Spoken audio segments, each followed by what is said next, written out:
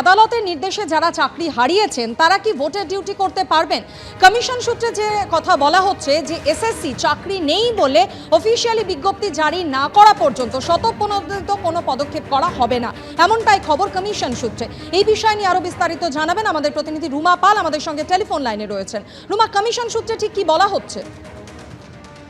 দেখো, এই প্রশ্নটা বারবারই উঠছিল যে তারা কি অফিসিয়ালি ডিউটি করতে পারবেন। এই প্রশ্নের উত্তর যখন জিজ্ঞাসা করা হয় কমিশনকে, তাদের বক্তব্য যে এসএসসি যেমন চাকরি নেই কারণ, সেক্ষেত্রে এটা বিজ্ঞপ্তি না দেওয়া পর্যন্ত কমিশন স্বতঃপ্রণোদিতভাবে কোনো পদক্ষেপ করতে পারবে না।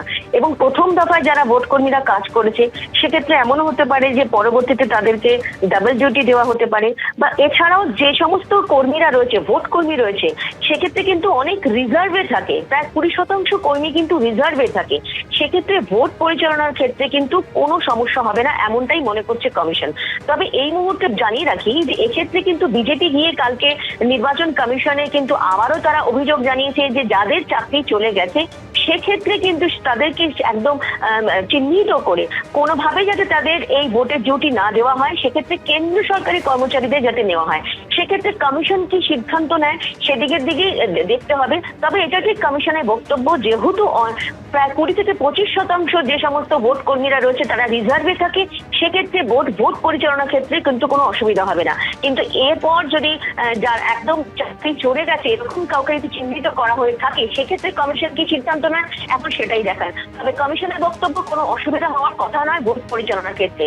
তবে অবশ্যই প্রশ্ন উঠছে যে যাদের চাকরি গেছে তারা কি ভোটের কাজে তাদেরকে কি ব্যবহার করা হবে, এই প্রশ্ন কিন্তু রয়েই যাচ্ছে। তবে এখন দেখার, এই যেহেতু 2 দিন আগেই এই রায় এসেছে, সেক্ষেত্রে অবশ্যই এখনো আরো 6 দফা নির্বাচন বাকি রয়েছে, সেক্ষেত্রে কমিশন কি পদক্ষেপ নেয় সেদিকে নজর থাকবে।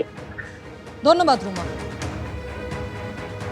2016 এসএসসির প্যানেল বাতিল সংক্রান্ত কলকাতা হাইকোর্টের নির্দেশের পর একদিকে যেমন উঠে আসছে একাধিক প্রশ্ন, তেমনি অন্যদিকে মামলাকারী আইনজীবীদের পরস্পর বিরোধী ব্যাখ্যায় তৈরি হয়েছে একাধিক দ্বন্দ্ব।